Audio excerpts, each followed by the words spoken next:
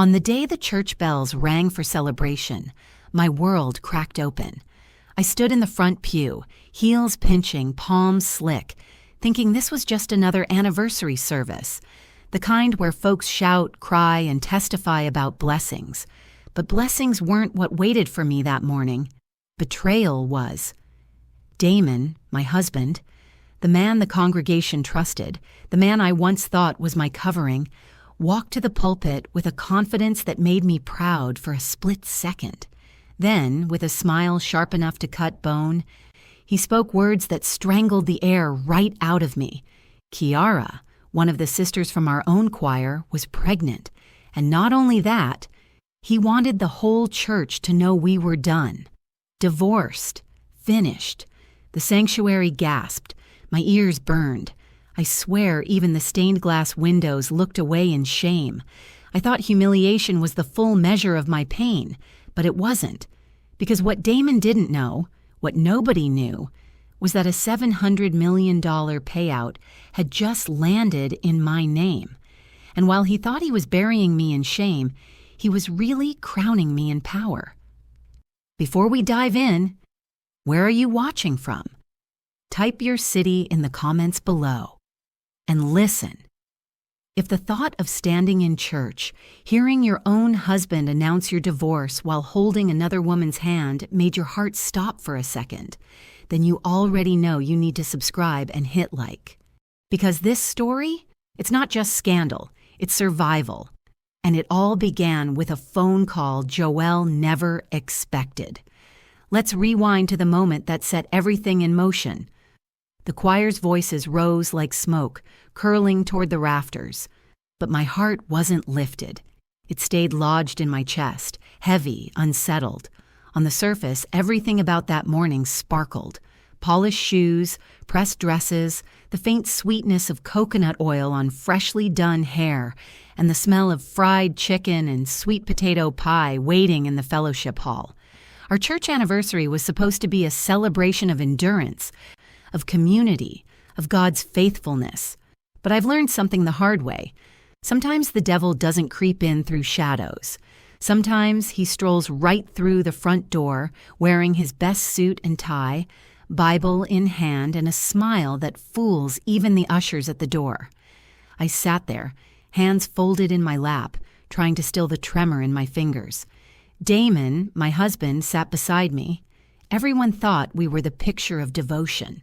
He had that polished look, the kind that makes older church mothers nod with approval, and young men sit straighter, hoping to one day be like him.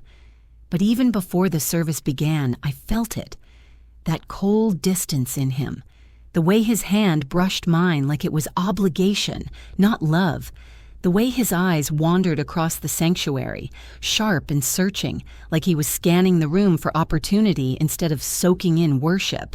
And me? I was trying to hold together a life that had already started slipping through my fingers. Do you know what it's like to sit in a church where everyone sees you as blessed and highly favored when you can feel the ground cracking under your feet? That's where I was, smiling when I wanted to scream. The organ hummed low as the pastor rose to speak about God's goodness, about trials that purify faith. My ears rang with every sentence, but not from the message, from the dread clawing inside me. Damon shifted, cleared his throat. The pastor, almost like he'd been cued, invited him to say a few words as the chairman of the anniversary committee. And my husband, the man I built a home with, the man I prayed with, cooked for, covered, walked up to that pulpit with a swagger that chilled me. He smiled and the church smiled back. He straightened his jacket, tapped the microphone. "Saints," he began, voice deep, smooth. "We've come a long way, and y'all know I believe in telling the truth, even when it's hard." I didn't know then how cruel truth could sound. I should pause here, because you need to know how it felt. It wasn't just shock. It wasn't just betrayal. It was the way he chose the moment. Surrounded by stained glass, gospel music still hanging in the air, pews full of witnesses. He didn't just betray me. He turned my pain into a performance. When Damon's words cut the air, "Kiara is carrying my child, and Joelle and I are ending our marriage," the sanctuary gasped as if the walls themselves had heard blasphemy. For a moment, I couldn't breathe. I stared at him, waiting for the punchline, waiting for someone to tell me I misheard. But all I saw was Kiara, sitting 3 rows back, head bowed, hand trembling against her stomach. Do you know what humiliation feels like? Not the kind where you trip on the sidewalk.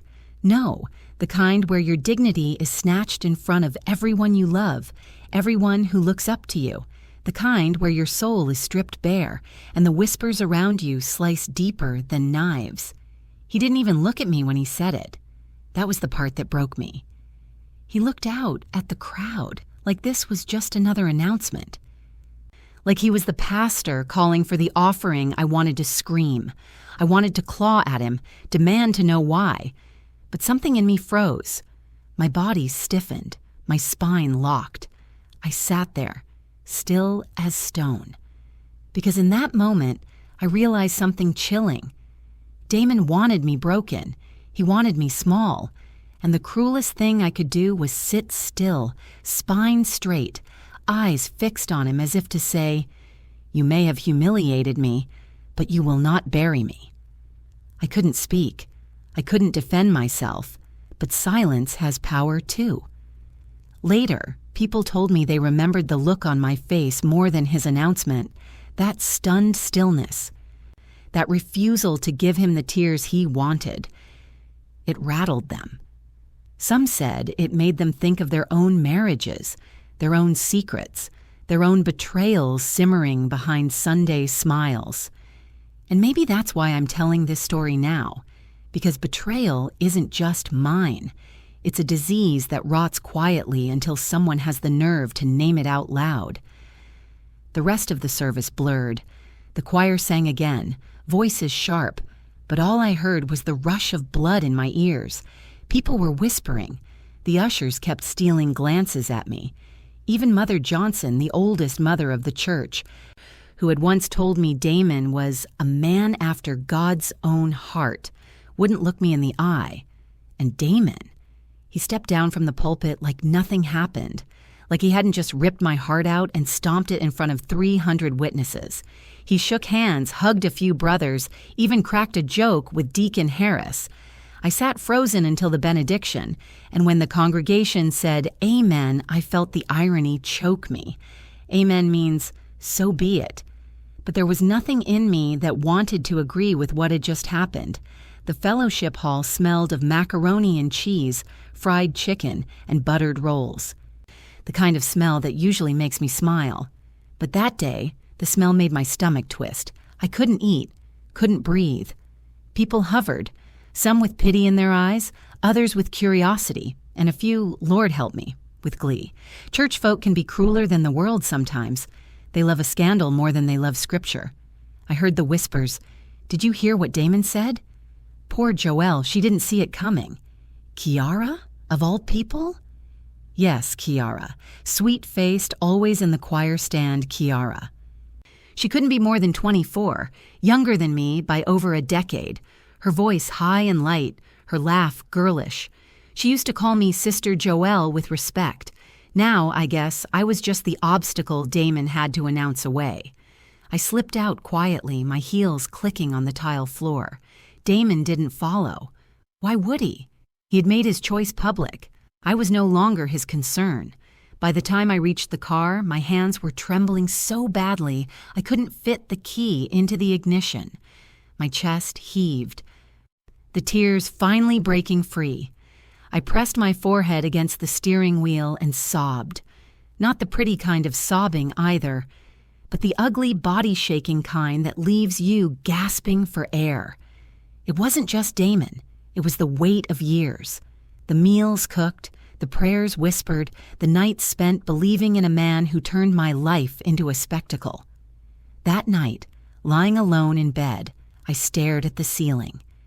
My phone buzzed with messages, some from concerned church members, others from women I knew secretly despised me. Not one was from Damon. He was probably with Kiara. And as I lay there hollow, One thought clawed its way through my grief. He thinks I'm finished. He thinks I have nothing without him. But the truth, Damon didn't know half of my story. He didn't know that while he was plotting betrayal, something bigger had already been set in motion for me.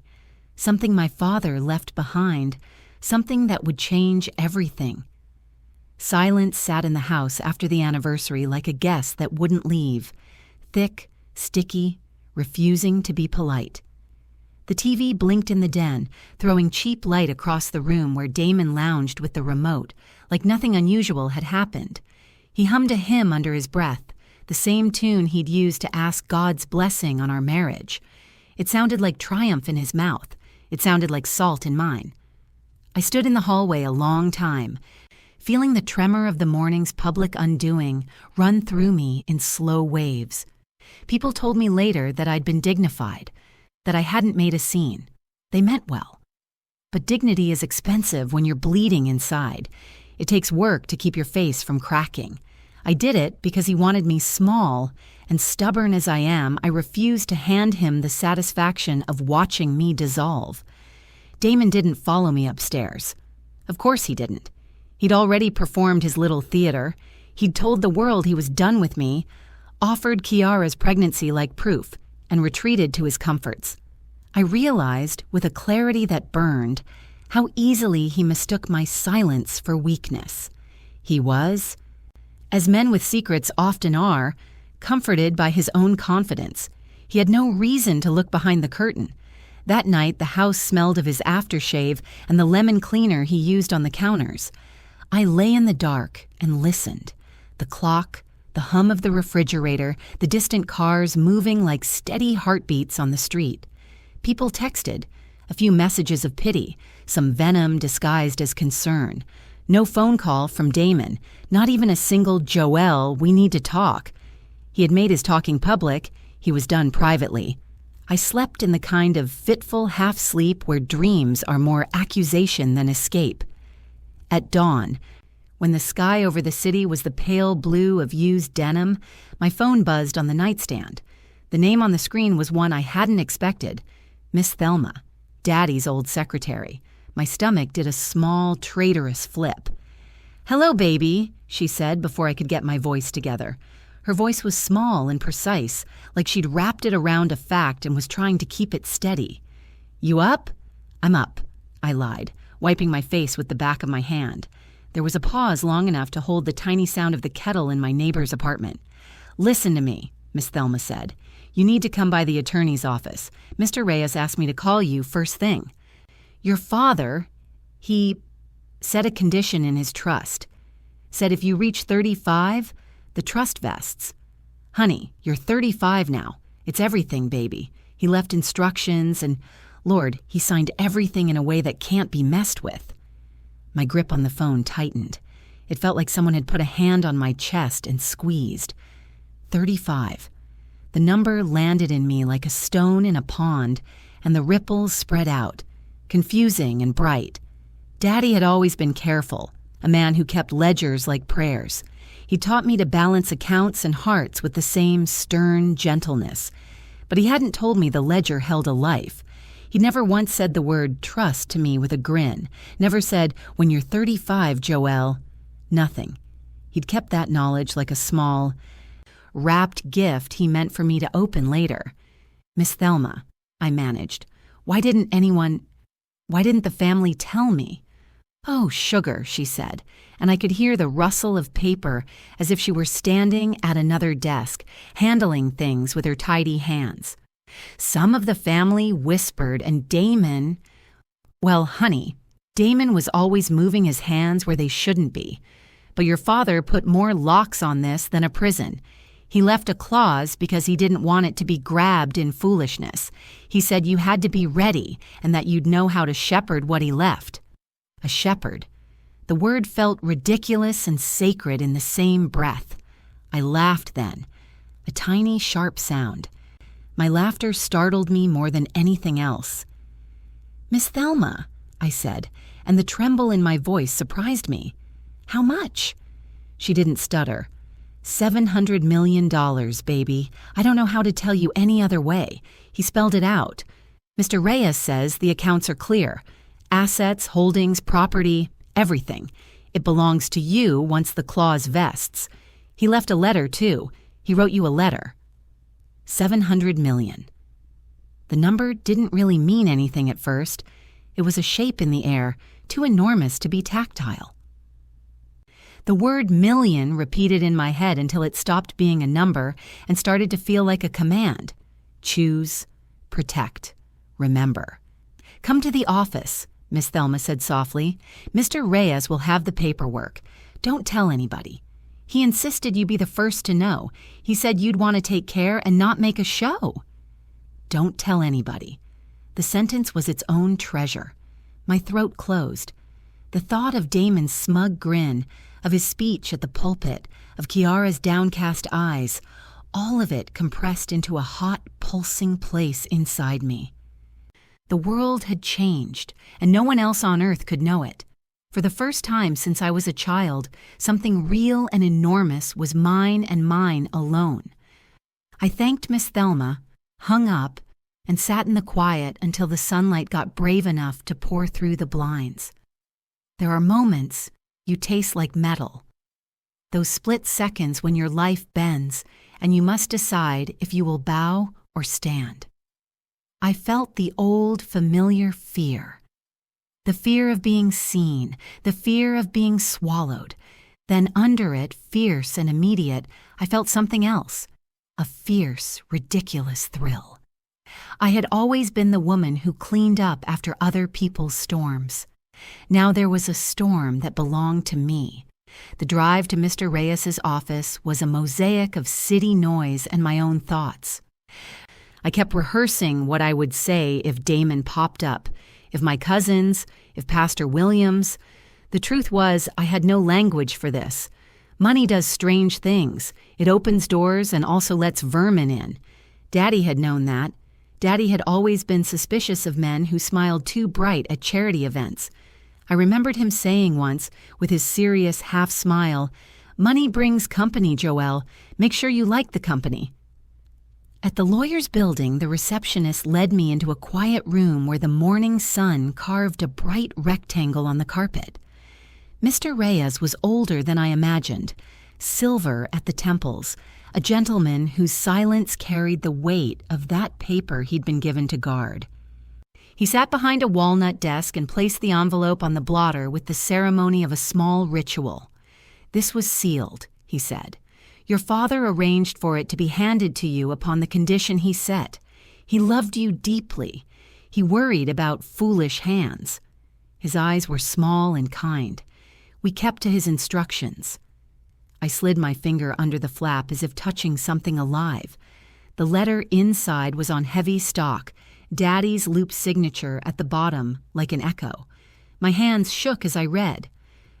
"Joelle, if you are reading this, it means I have gone and the clause I placed has come due. I did not want wealth to rob you of things I prayed you would have. Quiet nights, words of truth, people who will love you for who you are and not your name or money. But I also knew the world would look like vultures. Protect yourself, trust yourself, use it to build what lasts." Daddy's voice in ink reached across the years. I could see in my mind's eye him in his study, the lamp turned low, his hands neat and sure. He'd thought of me the way men like him do, stubborn for the right things, able to carry weight. He'd left me a charge. There was also, tucked between the letter and the trust agreement, a smaller note in his handwriting. "Call Miss Thelma first. She knows where I keep the lists of names." I let out a sound that was like a laugh and a sob. Mr. Reyes guided me through the paperwork, the holdings, the trusts, the council he'd named should the need arise. There were companies with names that sounded like oceans: Bennett Holdings, Magnolia Properties, a foundation in Daddy's name. He explained, plain as bread, that the assets were structured in a trust with clear legal protections. He'd placed guardianship instructions should I ever need them, and he'd also left strict directives about not letting unscrupulous partners steer the ship. He used the word vigilance so many times it began to feel like a prayer. "And Damon?" I asked stupidly. The question tasted like dirt in my mouth. "Damon has no legal claim," Mr. Reyes said simply. "Unless you sign or he is a co-signatory on something, his name is not on the trust. Your father made sure of that." Relief and something colder washed through me. Relief that the law had my back, cold because of what the law would do to Damon if he tried to move. I didn't want to gloat. I also didn't want to be naive. Power changes men. It changes how they look at you. It changes what they think they deserve. On the drive home, the city seemed to tilt. Not because the towers were leaning, but because my perception of them had shifted. The same neighborhoods looked smaller and bigger at once. I thought of Kiara with her nervous smile, of Damon puffed up with the morning's applause. I imagined them both like people who had put their fingers in a beehive. I imagined the sting. Back at the house, Damon was at the sink, singing faintly, rinsing a plate with the unconcerned air of a man who had declared his life finished with me and deserved to be free.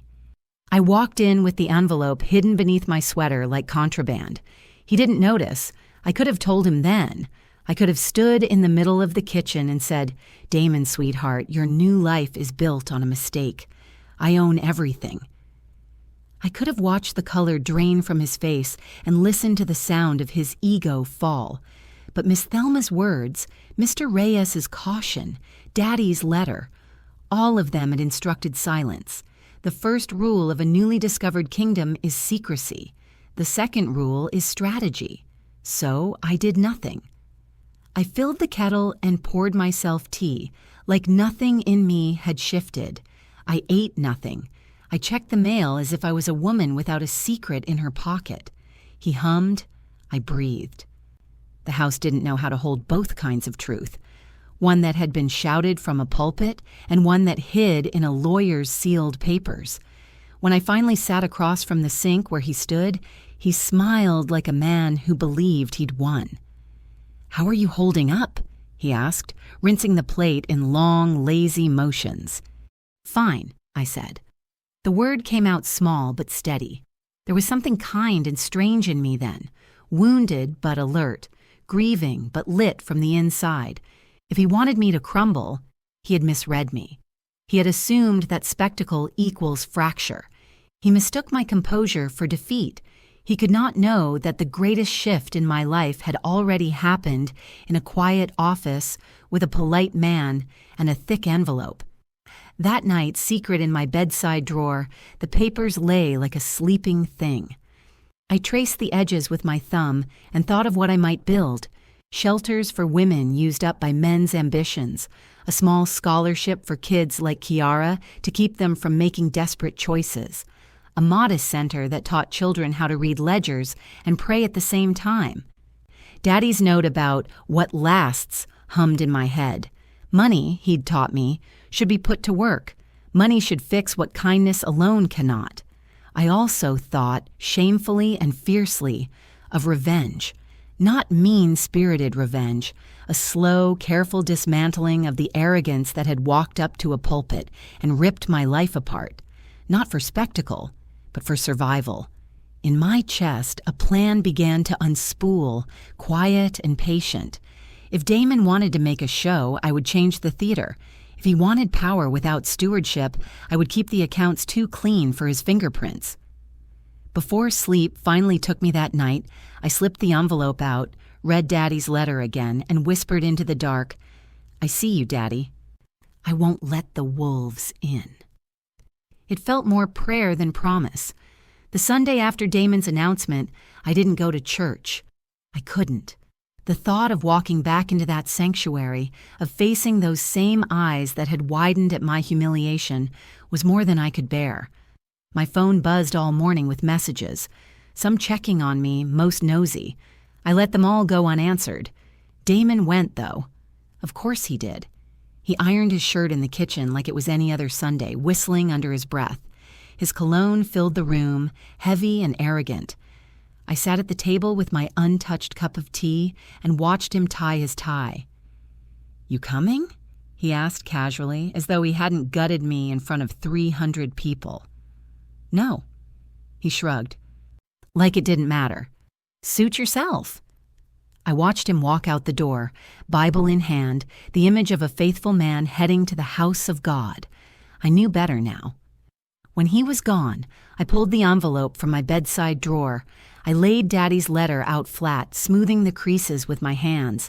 $700 million. The number still didn't sit right in my chest. It felt like wearing a coat too big for my frame. But beneath the weight of it, I felt something new stirring. Resolve. Daddy had trusted me with more than wealth. He'd trusted me with vision. And Damon? He was walking around thinking he had written my ending. But endings are funny things. Sometimes they're just disguises for beginnings. I opened my laptop and typed Bennett Holdings into the search bar. There it was, clear as day. A conglomerate I had never bothered to understand. Properties across states, real estate in Atlanta, Houston, Charlotte, quiet businesses tucked under different names. All mine now. Damon hadn't the faintest clue, and I intended to keep it that way. By the time Damon returned that afternoon, smelling faintly of Kiara's perfume, I knew that smell. Cheap, sugary sweet, too young for him. I had already made a list. Not a list of revenge, not yet. A list of protections, bank visits, legal consultations, calls to make. Because if Damon ever caught a whiff of what I was sitting on, he would strip me bare without a second thought. "How was service?" I asked flatly as he walked in. "Spirit-filled," he said with a smirk. "You missed it." I replied, turning back to my tea. Inside, my pulse was steady, calmer than it had been in weeks, because the secret in my drawer had given me something no choir song could: leverage. That week, the whispers spread. Church women I once called sisters avoided my eyes in the grocery store. A deacon's wife stopped me in the parking lot to say she was praying for my deliverance. Deliverance? From what? Damon's ego? I learned quickly how betrayal doesn't just come from the man you married. It comes from the community that raised its hands in worship beside you, then turned those same hands into wagging fingers. But while they whispered, I planned. Miss Thelma came over one afternoon, carrying her purse like it was packed with state secrets. She sat at my table sipping sweet tea and told me in her blunt way, "Baby, the wolves gon' come. Don't think because you're quiet they won't sniff you out. You need to get ahead of it, lay your foundations, build something solid before folks realize you're the one holding the cards." Her words sat in me like iron. One night, as I lay in bed, Damon was still out counseling Kiara. I whispered into the darkness, "I won't let him destroy me. I won't let this be the end of my story. It wasn't bravado, it was survival." A week later, Damon decided to test the waters. He brought Kiara to service with him, her stomach still flat but her hand tucked into his arm. The sanctuary gasped. I wasn't there to see it, but Sister Ruth called me before the benediction had even finished. "Child?" she said, her voice half whisper, half shout. He done walked her right in like she was First Lady, sat her in your seat, the nerve. I listened quietly, a slow smile spreading on my lips. Let him preen. Let him puff himself up. Because while Damon was busy parading Kiara in front of the congregation, I was quietly learning to wield the kind of power that didn't need applause. And there's something intoxicating about knowing the man who thought he buried you is digging his own grave with every step. But don't get me wrong, it wasn't easy. Nights were long. Tears came in unexpected waves. Grief is stubborn. It doesn't leave because you find power. Sometimes I'd hold Daddy's letter in my lap and cry until my throat burned, not because of Damon, but because Daddy wasn't here to see me carry the weight he'd left. Still, beneath the grief, a seed was growing. Not revenge, exactly. Purpose. The idea that maybe all this pain could be turned into something that healed more than just me. One evening, as I closed my laptop after reviewing more files on Bennett Holdings, I caught my reflection in the darkened screen. My eyes were tired, but sharper. My mouth, still swollen from crying, curved upward just slightly. "Joelle," I said out loud, as though reminding myself. "You're not broken. You're becoming." And I believed it. The first sign came 10 days after Damon's spectacle at the church anniversary. I found a thick white envelope on the kitchen counter, addressed to me in a lawyer's tidy print. No flowers, no apology, no explanation, just the envelope heavy with the weight of paperwork. Inside, a petition for divorce. I stared at the bold black letters as if they were written in a language I had never seen before. Divorce. The word wasn't surprising. He had announced it loud enough for half the city to hear. But seeing it on paper, my name listed as respondent, Damon as petitioner, turned the humiliation into something concrete, legal, cold. He walked into the kitchen while I held the papers. His tie was crooked and his smile had that cruel slant I had come to recognize. "You got the message," he said, nodding toward the envelope. "Best to handle these things clean. No need to drag it out." I set the papers down slowly. "You couldn't even tell me yourself?" He shrugged, pulling a bottle of water from the fridge. "What's to tell? It's already done. This is just formality." Formality. The word scraped across my skin like sandpaper. Marriage reduced to paperwork. Years of sacrifice, of prayer, of standing by him. And now I was just a line on a document. That night, I sat at my desk with the papers spread out before me. The words blurred, but the meaning was sharp. Damon was filing for divorce, citing irreconcilable differences. He wanted the house, the cars, and a fair division of what he assumed were our shared assets. He assumed I had nothing but him. He was wrong. Daddy's letter was tucked safely in my drawer, the trust documents locked away in a fireproof box Miss Thelma had insisted I buy. Damon didn't know, and he didn't need to, not yet. The days stretched long under the same roof. Damon moved through the house like he was already divorced, leaving his dirty clothes for me to pick up, taking calls in the den with the door cracked open, his laughter spilling out like cheap whiskey. Sometimes Kiara's name slipped through the receiver. Sometimes he lowered his voice to a hush, but not enough to hide the truth. One evening, I heard him on the phone say, "She'll sign quick. Joelle ain't built for a fight. She's too soft." I pressed my hand to my mouth to keep from laughing out loud. Soft? No, Damon, I wasn't soft. I was waiting. Miss Thelma came over again, her cane tapping against the hardwood as she lowered herself into a chair at my kitchen table. "Have you seen the papers?" she asked bluntly. I nodded. "He thinks I'll sign without blinking." She shook her head, her earrings swaying. "Don't give him that satisfaction. You got something he don't know about. Sit on it. Let him dig his own hole." Her voice steadied me like scripture. I poured her sweet tea, and she sipped slowly, her sharp eyes never leaving mine. "You gon' have to learn to play chess, Joelle, not checkers. Don't let your moves show. Every queen learns that sooner or later." Her words rooted themselves in me. Every queen learns. Meanwhile, Damon strutted. He started spending more nights out, claiming he was at late church meetings. Once, he came home with Kiara's perfume, clinging so strong I had to open windows to breathe. When I mentioned it, he smirked. "You jealous?" he asked, leaning against the counter like a teenager. "Of Kiara," I said calmly. "No." He didn't like my tone. He wanted me ruffled, broken. Instead, I gave him stillness. Stillness unsettled him more than tears ever could. The house became a stage. Damon played the role of the magnanimous husband who had outgrown his wife, while I played the silent observer. He brought up the divorce papers at dinner one night, sliding them across the table like they were the salt shaker. "You should just sign, Joelle," he said between bites of chicken. "Make it easy on both of us. No need to drag this thing out. Folks already know the score." I set my fork down. "And what score is that?"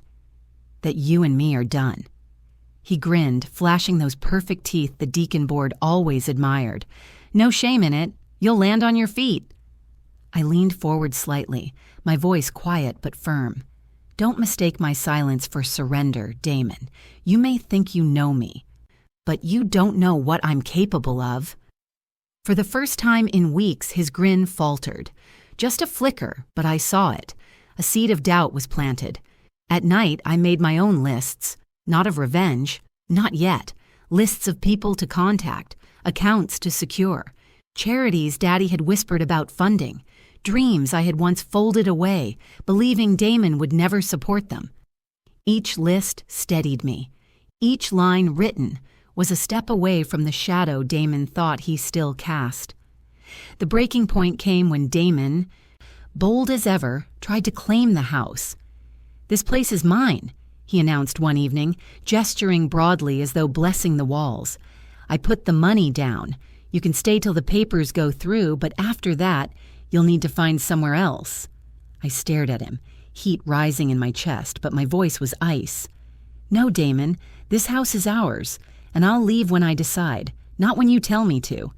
He laughed, shaking his head. "You always were stubborn." "Better stubborn than spineless," I replied. The room went quiet. Damon looked at me for a long time, searching for the old Joelle who would back down, the Joelle who kept peace at any cost. But she was gone. In her place was a woman holding a secret that could undo him completely. Later that night, I stood at the window watching the streetlights glow. The papers sat unsigned on my desk. Damon thought he was forcing me out, but I wasn't going anywhere until I was ready. I whispered to myself, Daddy's words still warm in my memory. Trust yourself. And for the first time in years, I did. The divorce papers sat on my desk for 2 weeks, untouched, except for the neat crease I'd made when I folded them closed. Damon hated that. Every evening, he'd ask, "You sign yet?" as casually as if he were asking about the mail.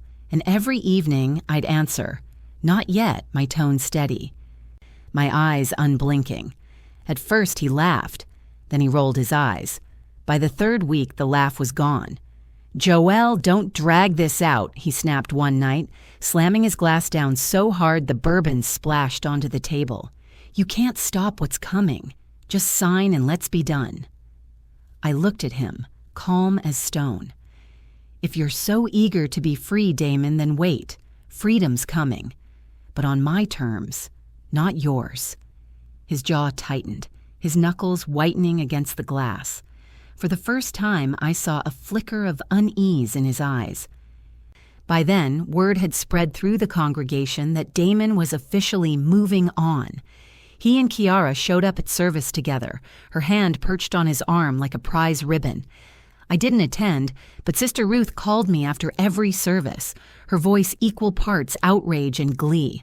"Child, he had her sitting in your pew again," she reported one Sunday afternoon. And when the pastor asked for testimonies, Kiara stood up, talking about new blessings. Can you imagine? I closed my eyes and took a slow breath. Damon wanted me to snap, to rush, to crumble in front of the same people who had witnessed my humiliation.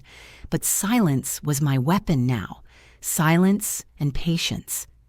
Instead of church, I spent my Sundays in Daddy's old study, poring over the files Mr. Reyes had given me. There were ledgers, property deeds, investment portfolios. At first it overwhelmed me.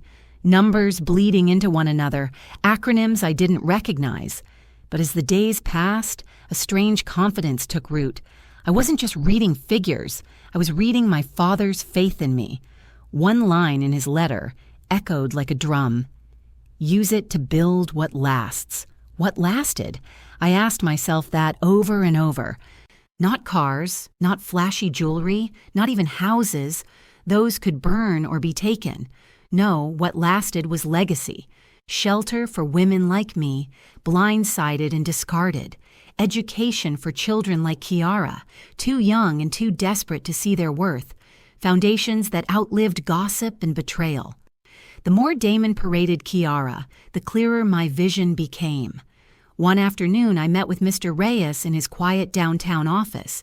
He wore the same calm suit, his silver hair catching the sunlight. "I want to secure everything," I told him. "Quietly. Damon doesn't need to know." "He won't," Mr. Reyes assured me. "Your father structured this trust well. But I suggest you start moving pieces now. Investments, properties, protections. Do it before Damon starts sniffing." We spent hours drafting plans, moving funds into accounts Damon couldn't touch, assigning trustees, building legal walls so high even Damon's arrogance couldn't climb them. When I left that office, my shoulders were lighter. Damon thought he was pushing me out of the house. He didn't know I was standing at the gate of an empire, but the house itself was becoming unbearable. Damon grew bolder with each passing day. One evening, he came home late, Kiara's perfume clinging to him like cheap candy. I was sitting in the living room, reading Daddy's letter for the 100th time. He tossed his jacket onto the couch and smirked. "You still here?" he asked. I looked up slowly. "This is my house, too." "Not for long." He loosened his tie and poured himself a drink. "Once the judge sees, you'll be gone. This place is mine. Always has been." I closed the letter gently and set it on the table. "Damon, you keep underestimating me. One day that's going to cost you." He chuckled, shaking his head. "You always did talk bigger than you lived." I didn't argue. I didn't have to. The papers hidden upstairs were louder than any words I could speak. At night, when Damon snored in the den, I made lists by lamplight. People I trusted. A short list. Projects I dreamed of funding. Ways to slip out from under his thumb without him realizing until it was too late. And in those quiet hours, something shifted. Grief hadn't left me, but it was no longer the only thing in the room. Determination had taken a seat beside it. Damon's temper was an old thing, the kind that had smoked gently for years and suddenly flared when fanned. There was a hardness to him now that had nothing to do with pride and everything to do with panic he refused to see. When men panic, they break things they don't mean to. Words, hearts, furniture, reputations. Damon began breaking little things around the house. A ceramic dish slammed too hard in the sink. The bedroom door banged closed a touch too forcefully. The newspaper folded with a crease meant to be a thrown-away insult. "You're making a mistake," he said one night, voice low and dangerous. "This paperwork will hold up. Judges like quick matters. Give it up, Joelle. Stop making it messy for me." He had the arrogance of a man who thought the world would always take his side because he had always made it take his side. I watched him from the archway, the kitchen light haloing his jaw. He looked tired. He looked small. "You want me to sign something you cooked up on a whim?" I said, "and then you expect me to walk away with nothing?" He laughed, a brittle sound. "You've always been dramatic." I didn't answer. The truth was this. It did not stop the world, but it stopped him. Damon hired a lawyer. He picked someone who smelled of cigars and had a confident handshake that sat like a threat. I'd seen him across church luncheons, smiling, offering the right hand at the right time. The letterhead arrived, thick and official. In it, his counsel suggested a quick settlement. The house, a modest payout, and Joelle could make a dignified exit. I read the words and tasted bile. Damon's lawyer called twice a day, each call sharp and slightly smug. "We'd like to avoid a lengthy litigation," he would say, as though the humiliation of being broadcast through Sunday testimonies wasn't length enough. "It's better for everyone, for reputation, for family, if you sign." Who was he saving a reputation for? Damon's? Kiara's? The church gossips? "Tell your client," I told Miss Thelma when I relayed the calls, "that I don't sign with threats." Miss Thelma clicked her tongue and tutted in that way only elderly, no-nonsense church secretaries can. "Let them talk. You do the practical things first. Baby, secure what can be secured. Make sure your footprints are in the right place. Don't let them sell you a quick piece only to come back like vultures."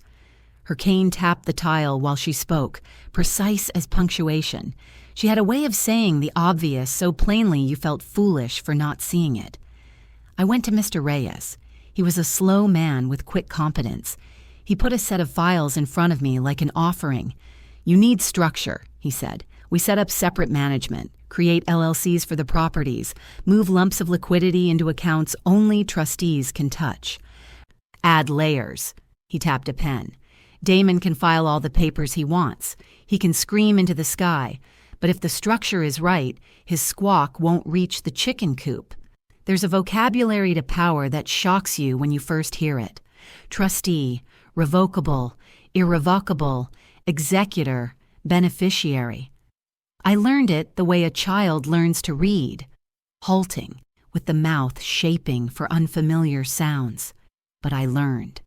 I learned with the stubbornness my father had taught me, the kind that insisted you finish what you began. That week, I opened my first account in the quietest way possible.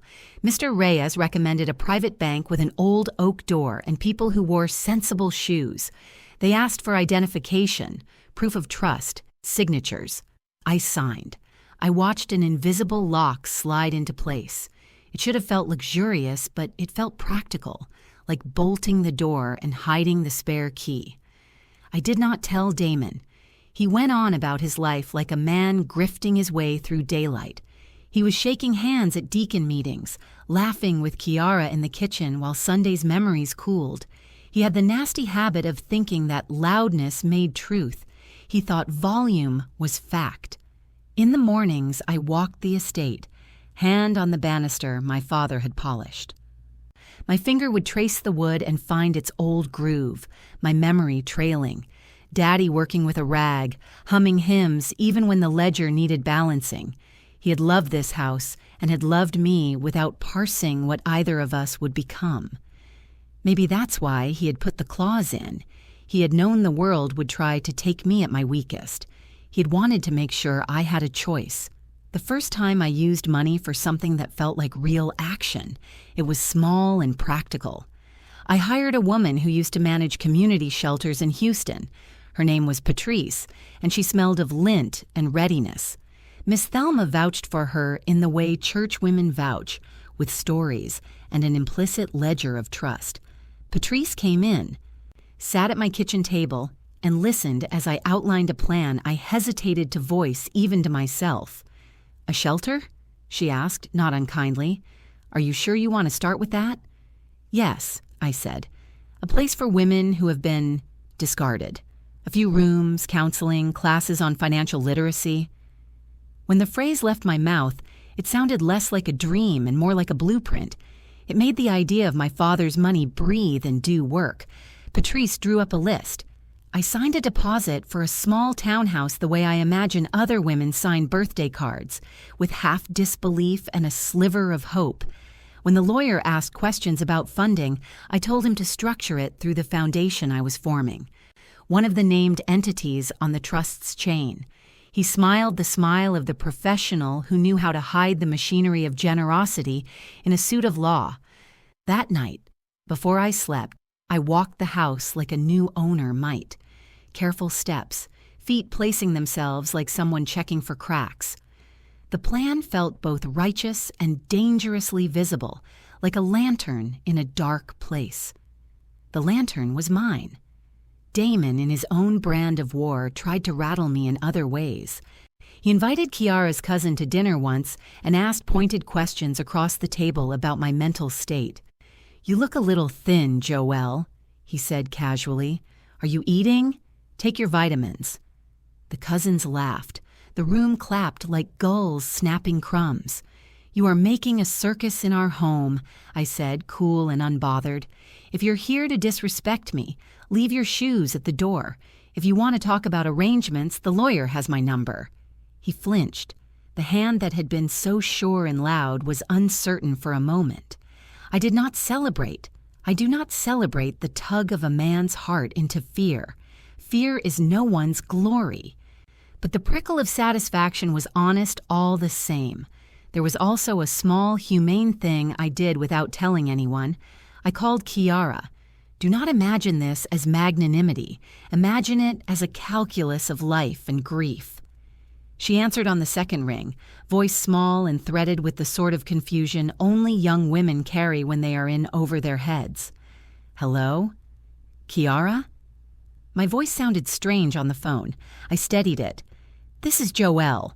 The line on the other end made a tiny, surprised noise. Sister Joelle? Listen, I said, softer than I expected. I don't want to talk about the church or the past. I just wanted to know if you have a place to stay after the baby. There was a long pause, shame thick on the other end. I'm with Damon, she said finally. He says he'll do what he always does. I did not finish the sentence. I had been that young once, the kind of young who thought a man's promise could hold. If you need help, I said, call me. Not for his sake, for yours. Don't let church pressure make your decisions. I hung up before she could respond. I did not expect the call to shift anything. I simply wanted to mark it. A human touch, the kind you give when you do not want to be the villain in someone else's story. There is a strange, blessed cruelty in being the woman who is both betrayed and capable. In private, I began to practice a new posture. I would go to the mirror at night, smear coconut oil on my hands, and look directly at my eyes. Trust yourself, I whispered. The phrase my father had left like a command. It began to take root. I began to carry my chin differently. My voice, too, honed itself. When I spoke at meetings with trustees and lawyers, I sounded like a woman with a ledger and a conscience, firm, practical, precise. The trustees Mr. Reyes and I selected were careful people who had stood against storms before. One was a woman who had headed a nonprofit in Baltimore, another a retired banker who had fingers that could separate truth from fiction in financial statements. We put the initial parts of the trust into accounts that required multiple sign-offs or the involvement of an independent board. We wrote bylaws. We demanded transparency. The more paperwork, the safer I felt. It should be said that this machinery of safety felt almost comical at times, me spinning legal webs like a housewife learning to cook with a new spice. But there was a righteousness to it. Daddy had not just given me money, he had given me the right to build systems. I was learning to be an architect of that legacy. Damon's strikes grew sloppier. The arrogance that had protected him when he could lean on image and gossip now exposed his raw edges. He called my cousin's husband asking for testimonies from people who would say I was unstable. He left angry voicemails. He parked Kiara's car in the driveway to announce possession. He tried, subtly at first, to change locks, claiming for safety, though I knew it was a test. He wanted me to know I could be made an exiled version of myself with a signature. Each move taught me something. The man who uses power publicly often lacks the courage to build it privately. The broken parts of advantage are brittle. If you press them, they split. I pressed my finger on those brittle parts and watched his defiance crack. Not yells, not fights, but small missteps, like the time he forgot an important deacon meeting and had to explain himself. The time he misfiled a document and had to go to his lawyer embarrassed. Those little humiliations were not my victory to dance on. They were only barometers. The real work was quiet, legal, and boring. Setting up accounts, vetting trustees, drafting bylaws. The heroism of wealth, I learned, was not spectacle. It was the patient work of armor. On a wet Thursday morning, I sat with Patrice in the townhouse we'd reserved for the shelter. The place smelled faintly of cleaning supplies and new curtains. We walked room to room, imagining bunks, a small play corner, a table for counseling. My pulse quickened. I thought of the women we'd bring in, the children who would learn budgets, the volunteers who would teach resumes. It seemed like the smallest thing and the largest. "This will keep your hands busy," Patrice said softly, seeing the way my fingers drum when I'm thinking. "It'll also show folks what you'll do with the money. People fear what they don't know. If they see the work, they'll have less fuel for gossip." She was right. There's a kind of truth easier to dislodge than rumor. The sight of a building where meals are served, where laundry is done, where children learn to count. It anchors the imagination in reality. That night, Damon returned later than usual, his shoulders tight, his voice clipped when he saw my keys on the counter. He found me at the kitchen table, paperwork spread like a modest altar. "You're working late," he observed. "Someone has to," I said. "You can go on acting like you won at a church gathering. I'll be here doing the work that actually matters." He scowled. "You're not making this easy." "I never wanted it easy," I said. "I wanted it honest." He threw a look that wanted to be contempt, but landed somewhere closer to fear. It was the look of someone who had been given a ledger and discovered the math didn't add in his favor. The month closed with Damon filing a motion for temporary possession of certain joint assets, an aggressive legal gesture meant to force my hand. His lawyer had the gall to drop it like a gauntlet on my desk.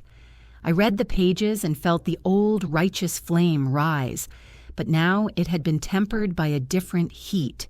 Strategy. Mr. Reyes smiled with the comforting patience of a man who has navigated summers and storms. "We anticipated this," he said. "We have filed countermeasures. Your father did not leave you naked." His words were like a bandage and a boost. "We filed motions of our own, demanded a forensic accounting, and placed a temporary injunction on accounts that might be tempted. The lawyers moved in a choreography I was learning to follow. Documents were filed, witnesses were scheduled, depositions were prepared. It smelled of bureaucracy and battle and the kind of slow legal justice that is not cinematic but effective." Damon did not know the extent of what we had done. He raged in ritual. TV appearances to friends, loud complaints at church dinners, drunken boasts. But when he brought his lawyer to the house to serve more documents, the lawyer's confident smile faltered after a review. The legal walls we had raised made Damon's claims thinner, flimsier, less certain. He was a man swinging a wooden sword at a castle gate and complaining it would fall. That night, I felt no triumph. My chest was full but heavy. The shelter's first mattresses were ordered. Trustees had been appointed. A modest website had gone live under a private developer's hand. I had done a thing that ran clockwise against Damon's plan. I had taken the first honest action and made it visible to the world once the structure could withstand scrutiny. I sat for a long time in the dark and let the house breathe. It had always been a container of memories. My father's hands, our laughter, late-night whispers. Now it held new things, documents, a shelter plan, legal scaffolding. It held me when I needed a place to think and plan. Outside, rain made tracks on the driveway and the night folded under its own hush. I thought of Damon asleep in the den, of Kiara's uncertain dreams, of the small life growing inside her. I thought of the ledger my father left and of the instruction not to be greedy but to build what lasts. My plans felt like tenderness and steel in the same palm. I turned off the lamp and lay back on the couch, palms resting on my knees. For the first time since the church pulpit had split my life open, I felt like I was doing what I had been made to do. Take what was left to me and put it where it could help others. The work would be long. The whispers would come. Damon would keep trying. Men like him are persistent when they can't have what they want. But there was a new constancy in me now. A careful, stubborn heartbeat that refused to be broken. I closed my eyes and, before sleep took me, said into the dark the words my father had written and I'd told myself as if they were armor. Trust yourself. It felt like a promise and a plan. The house felt smaller with every passing day. Damon's presence spread like smoke, creeping into corners even when he wasn't in the room. I could smell his cologne on the staircase, hear his heavy footsteps in the hallway, feel the vibration of his voice through the walls. He was everywhere, and nowhere I wanted him to be. We moved around each other like enemies forced to share a trench. He'd be in the kitchen when I was in the living room. I'd slip into the den only when he left for work. Meals were eaten at separate ends of the table. clinking silverware breaking the silence. The house that had once held family dinners, whispered prayers, laughter. Now it was just a battleground with polished hardwood floors. Damon's patience with my silence wore thinner each day. He'd toss remarks like stones over his shoulder. "You know the judge'll side with me." "No one believes your act." "Kiara's carrying my child. People respect that. They respect family." I let the words pass over me like wind. If I answered, he'd take it as a fight. If I stayed quiet, he'd think I was scared. But silence was no longer fear for me, it was strategy. One evening, he cornered me at the bottom of the staircase. His tie was loosened, his eyes dark with drink. "You think you're winning, don't you?" he hissed. I kept my hand on the banister, steady. "Winning what, Damon?" "This game," he spat, "dragging your feet on the divorce, making me look like the bad guy. You think you're clever, but all you're doing is delaying the inevitable." I looked at him, my face calm though my chest tightened. "If you think I'm delaying, maybe it's because you're rushing. People who rush are usually hiding something." His jaw twitched. For a moment, I thought he might raise his hand.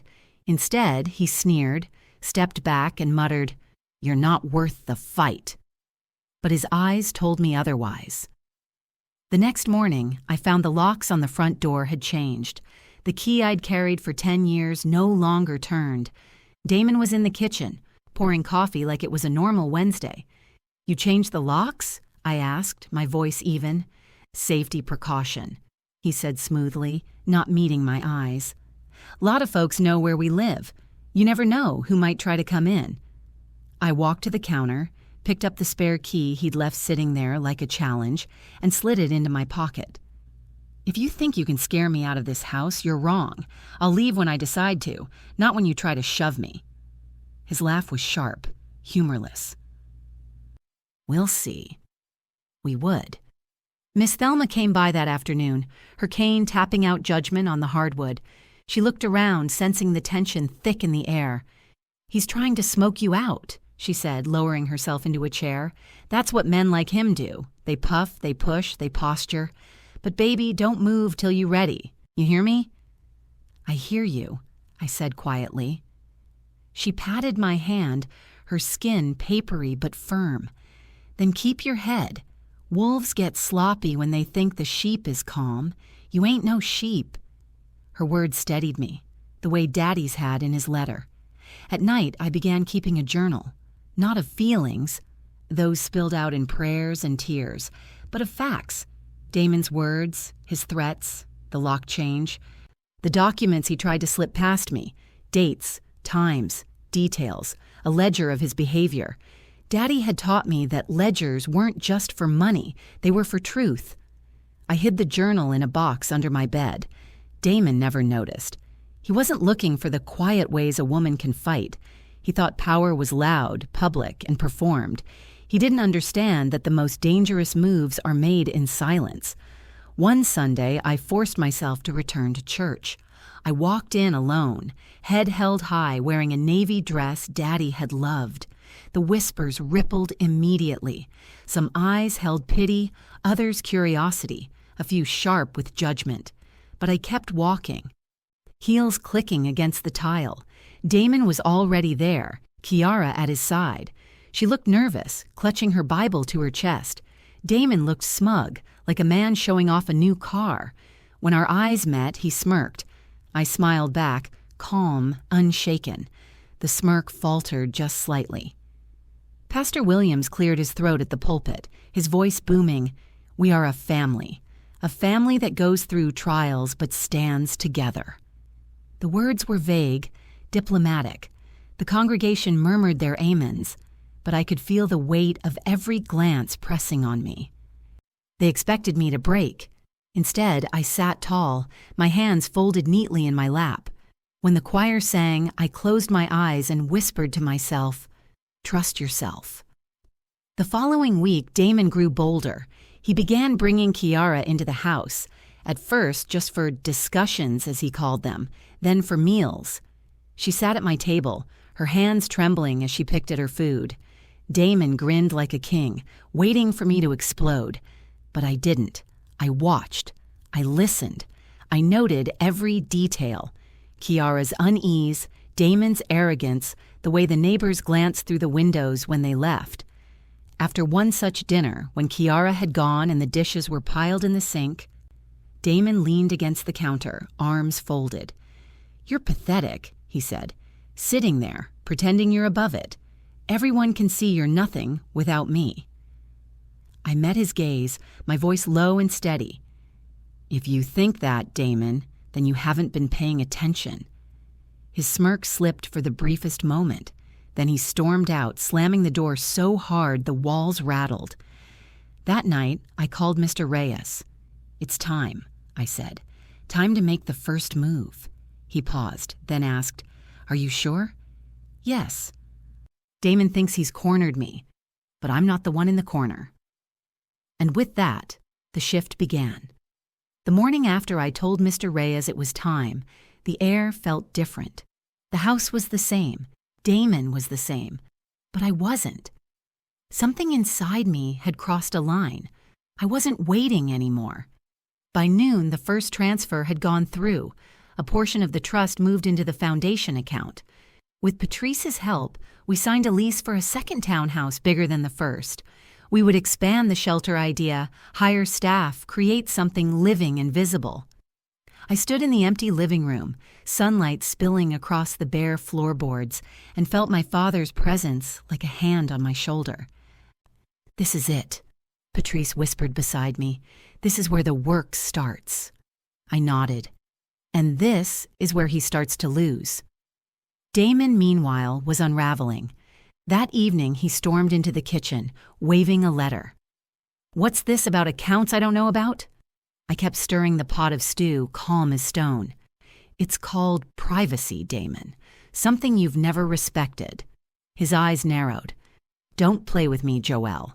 You think you can outsmart me with some lawyer tricks? Everything you have is tied to me." I set the spoon down and turned to face him.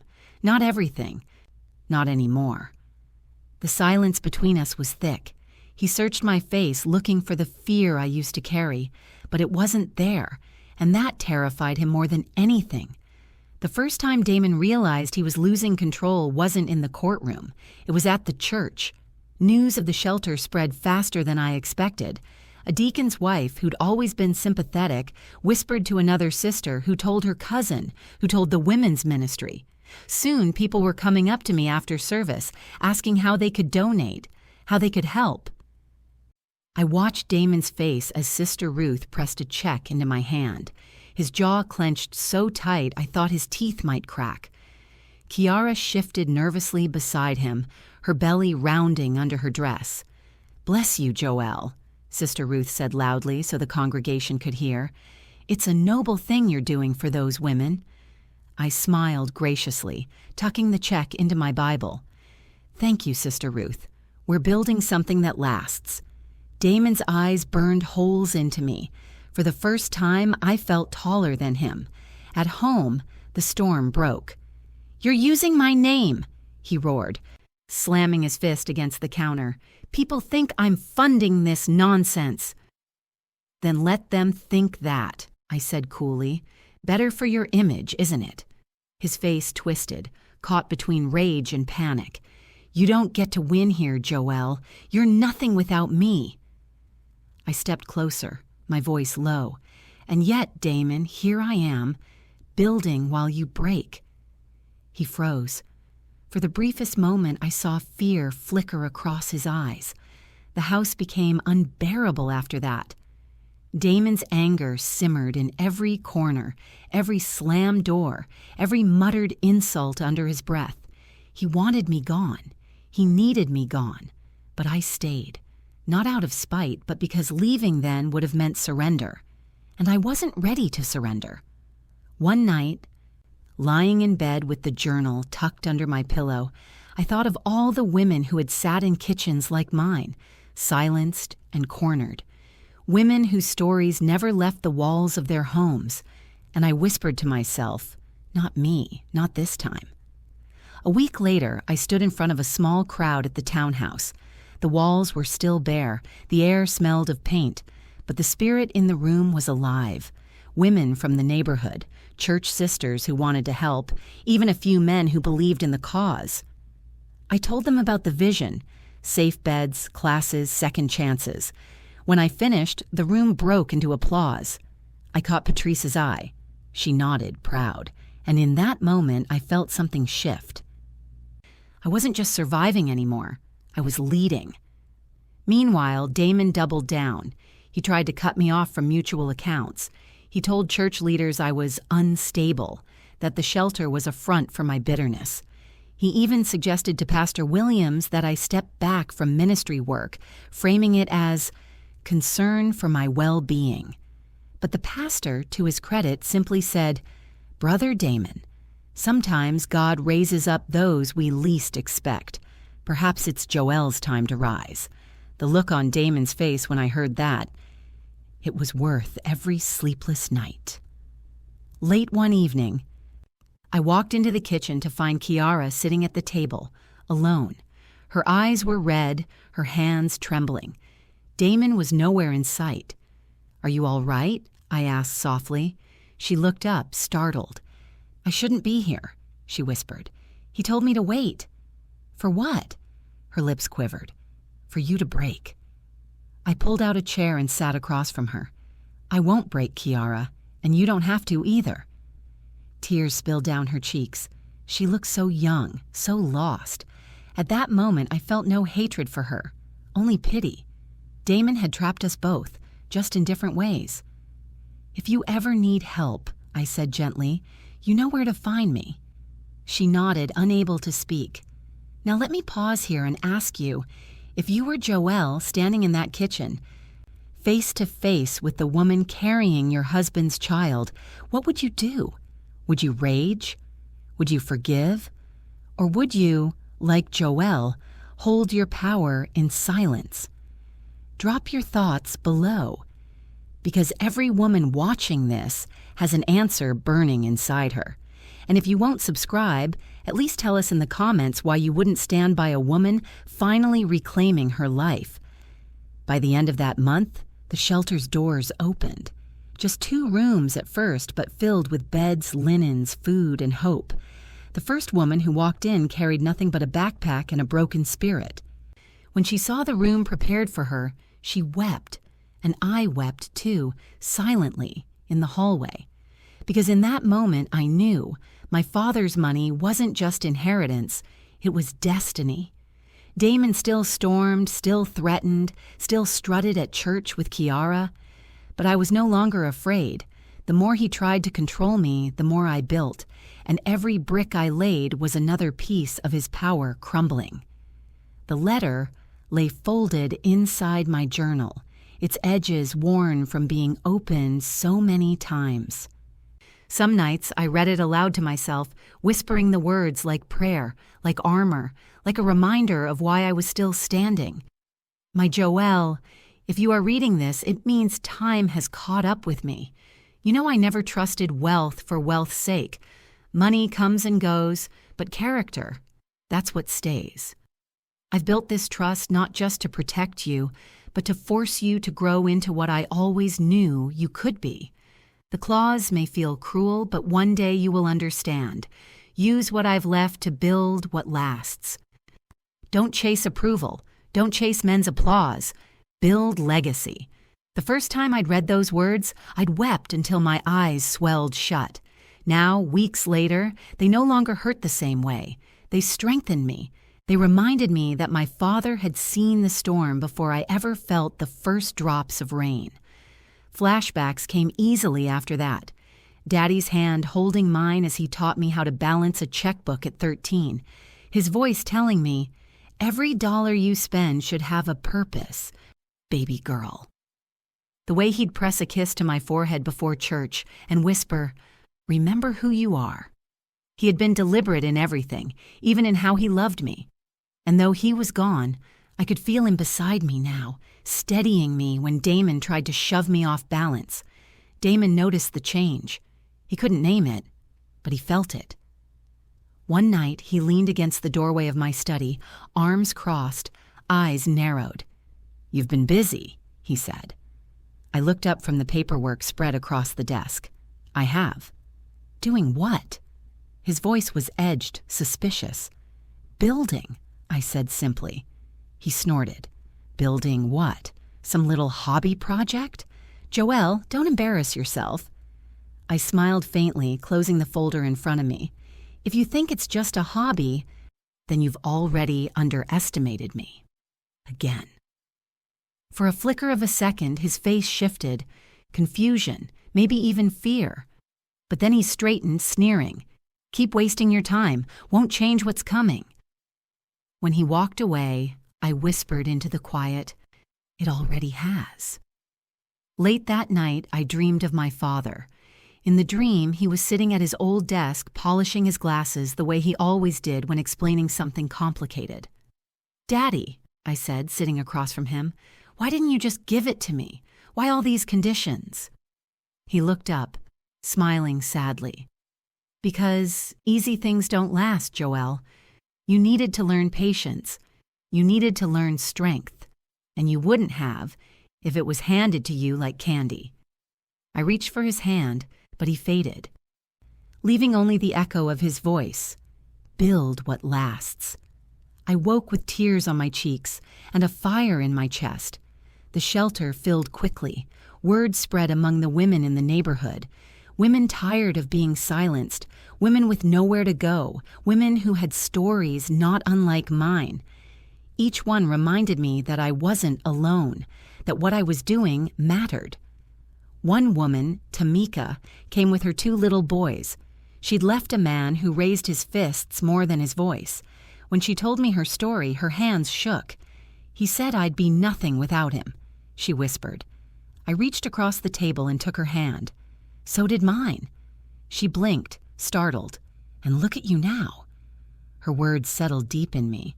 Look at me now. But Damon's suspicion grew. He began rifling through drawers when he thought I wasn't looking. He checked the mail obsessively, asked pointed questions at dinner.